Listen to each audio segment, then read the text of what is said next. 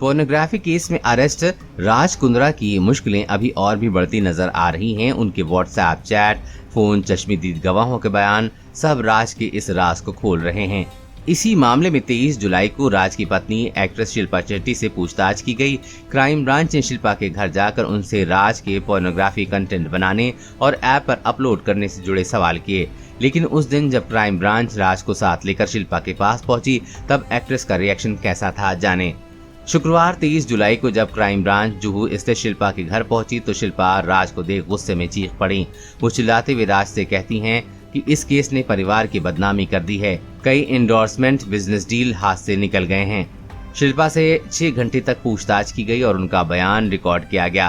Crime branch के senior officer ने कहा कि इस केस में शिल्पा शेट्टी का कोई रोल नहीं है। अब तक इस केस में उनकी संलिप्तता नहीं मिली है, इसलिए हम उनसे दोबारा कोई सवाल नहीं पूछने वाले हैं।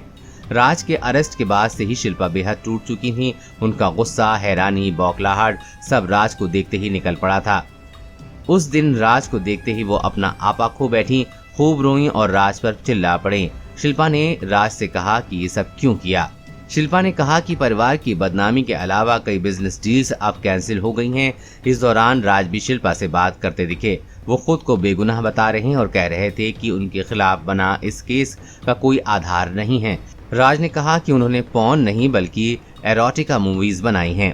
पूछताछ से पहले शिल्पा राज पर भड़की हुई थी, लेकिन बाद में उन्होंने पति का पक्ष लिया और कहा कि राज पॉर्न कंटेंट नहीं बनाते हैं। शिल्पा ने बताया कि हॉटशॉट्स ऐप से उनका कोई लेना देना नहीं है और साथ ये भी कहा कि पॉर्न और एरोटिका दोनों अलग अलग हैं। देश और दुनिया की हर अपडेट पाने के लिए चैनल को सब्सक्राइब करें।